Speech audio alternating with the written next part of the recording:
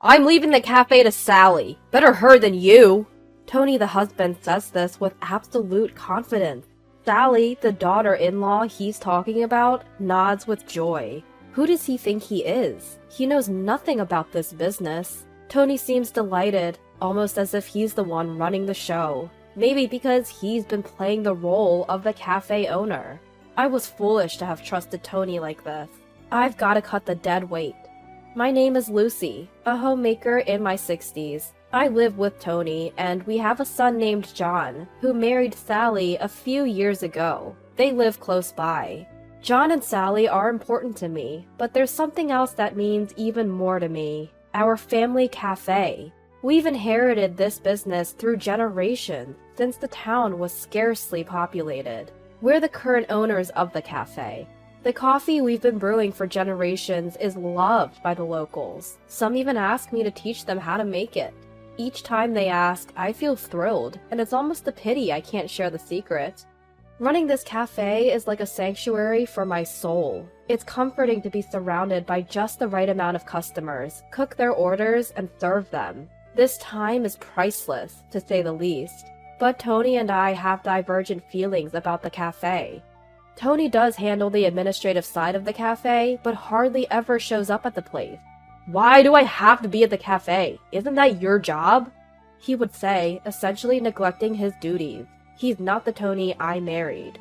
Back then, he was all in, saying, let's both work hard on running the cafe. I remember feeling so supported, but after a few months of marriage, Tony lost all interest in the cafe. He never showed up there and seemed to only care about the money it made. How much did we make this month? Can't be much coming from that old shop, huh? It was hard not to be angry when Tony laughed like that. But if I spoke up, I was sure we'd end up fighting. So I stayed silent. Tony was overly concerned about the cafe's earning, and when he learned how much we made, he tried to pocket it all for himself. The earnings from the cafe are for future expenses, so keep your hands off.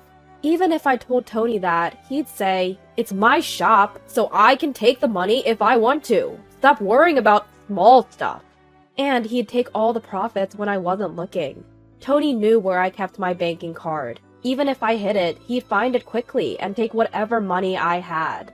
Thanks to this, I had no extra money left. Tony used all the cafe's profits as his play money and lived lavishly.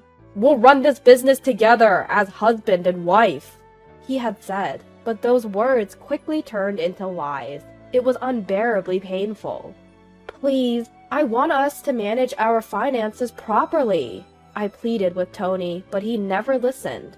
Who do you think you are, getting all uppity? He'd scoff. My opinion was never heard, and I was forced to endure. Why, despite all my efforts, was I not rewarded? Why was I only met with suffering? No matter how much I thought about it, I couldn't find the answer. The only reason I hadn't given in to despair was because of the cafe.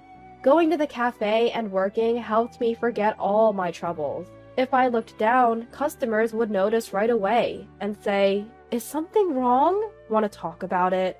Though it was a relationship between the shop owner and customer, those words felt incredibly warm, and it was all I could do to hold back tears.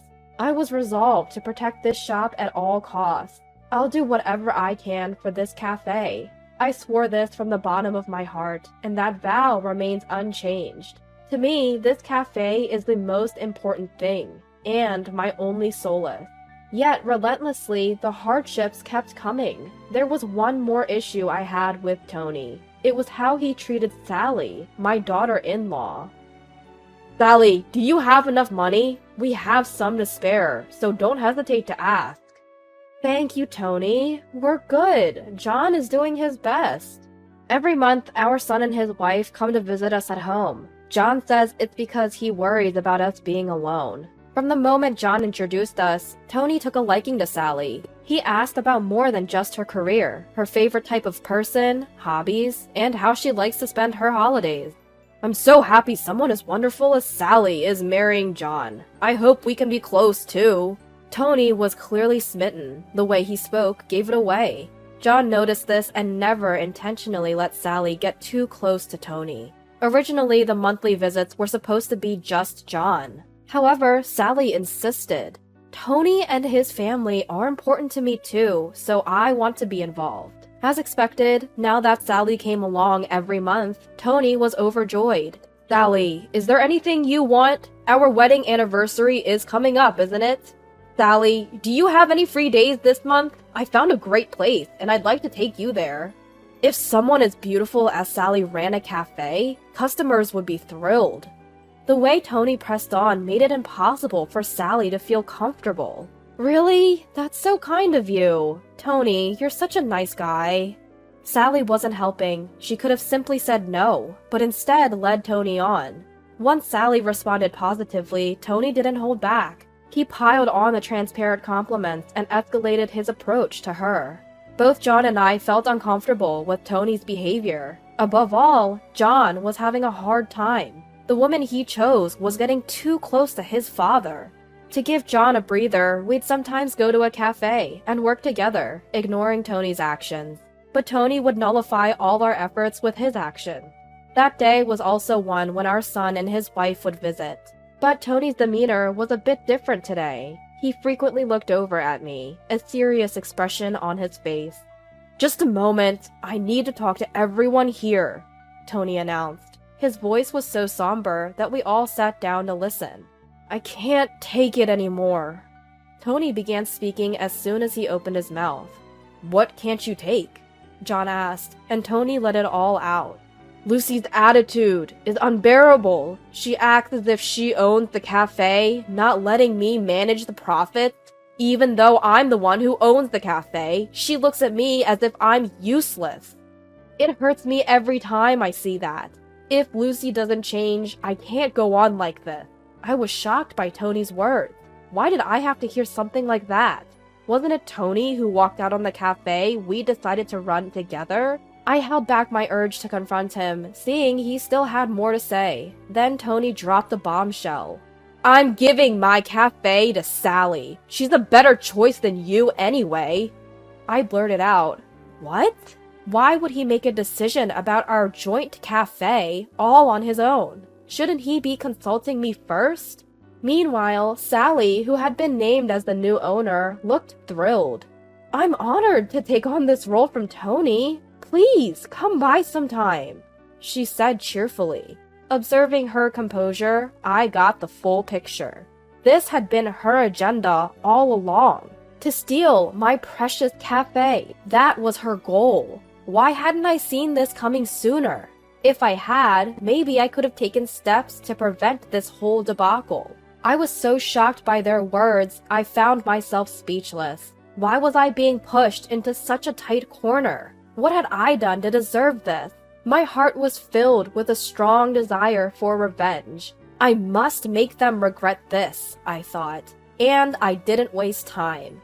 As I tried to speak up, saying, "Well, about that," Tony gave me a look as if to say, "Got a problem?" Unfazed, I presented the facts. The legal owner of the cafe is me. My grandfather started it. How exactly were you planning on handing it over? You have no legal ties to the cafe. At my words, Sally exclaimed, "What?" Just as I'd suspected, she had been kept in the dark. Tony had no right to decide anything about the cafe, because I was the one who had been running it. Of course, transferring the shop to someone else is impossible without my consent. For Tony to even suggest giving it to Sally, he must be operating under some serious misconception. "You did say we were co-managing the shop, didn't you? Doesn't that make me part owner too?" "I did say that, and I even tried to transfer the title to you. But when I suggested doing the paperwork, you didn't want to, remember? That's on you." When we first got married, I had intended to give Tony ownership of the shop, but the one who refused was unmistakably Tony.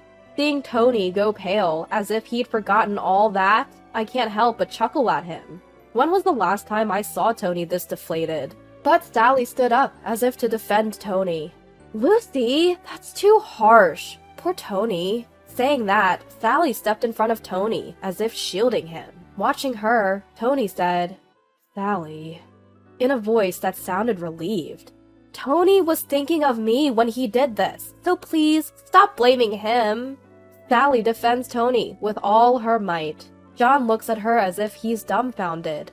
Are we done here? I ask, and John nods. Taking that as a cue, I retrieved an envelope from the bedroom. What's that? Sally and Tony look at me suspiciously, wondering what's inside. This contains evidence that backs up your relationship. Saying that, I spread the contents all over the table. Several photographs spill out. All feature Sally and Tony, clearly indicating their intimate relationship. You two were more than just in-laws. You had a romantic relationship, didn't you?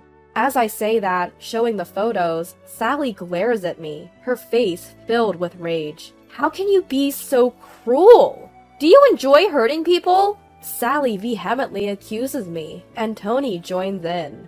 What are you saying Sally and I did? We were just good friends. What's wrong with that? Looking at the two protest so vehemently, both John and I let out a big sigh. I started suspecting Sally and Tony's relationship 2 months ago. When I consulted John about the uncomfortably close relationship between the two, he suggested, why not hire a private investigator? So I tapped into my network of friends and hired an investigator to track their activities. It appeared that 2 months was plenty of time to gather substantial evidence. They weren't very discreet. The days he said he was away on solo trips, he was actually on romantic getaways. The money taken from the cafe was being used to buy her gifts. I deeply regretted not starting the investigation sooner. I first showed the findings to John. Upon seeing them, John became furious, and his feelings for Sally cooled. We agreed to keep these findings a secret for now, until a moment so definitive came that divorce felt absolutely necessary. Well, that moment had arrived. Sally, my feelings for you have waned. Let's get a divorce. John relayed this to Sally. Her face, once filled with anger, immediately turned pale. No way. This is a joke, right? Divorce? Over just this? Cheating is a blatant betrayal. I can't continue this marriage. With those sharp words from John, Sally crumbled weakly onto the floor. Tony, watching all this, wore a worried expression. Sally, it's okay. I'm here for you, even if John has abandoned you. Tony desperately tried to console a devastated Sally. Ignoring Tony, Sally's face continued to pale. But the revenge wasn't over. I had no intention of letting them support each other. Just so you know, we're getting a divorce too. Upon hearing this, Tony blurted out, What? And stared at me. Tony actually depended on me. He couldn't afford to get divorced. He had already quit his job and was living on a pension. Had he saved money while he was working, things would have been different. But spendthrift Tony had no financial cushion. The only reason he'd been getting by was because of the cafe's earnings. Contrary to what he said about it being an old cafe, it's actually one of the most popular spots in town now, bringing in good money. If we divorced, he would lose that income. In short, Tony's life would plunge further into hardship. Please, don't divorce me! I won't be able to cope! You planned on supporting Sally, right? I can't keep up with a Tony who cheats. My patience isn't endless. I had no obligation to show mercy to Tony, who was getting increasingly desperate. For years, Tony had continually betrayed me. I owed him no favors. That day, I was finally able to let go of the heavy burden named Tony. Though he resisted a lot, the divorce went through. At the same time, my son and his wife were also able to finalize their divorce. Both John and I sued Tony and Sally for alimony, and rightfully so. They'd been cheating. However, both of them resisted paying, claiming they couldn't afford the alimony. Well, that resistance turned out to be futile. Apparently, Tony now lives alone in an old apartment, abandoned by Sally. Sally is young. She probably planned to leverage her beauty and move on. But John wouldn't allow that. As soon as he contacted her parents, they took her back. She's now working her tail off to repay her parents, who covered the alimony.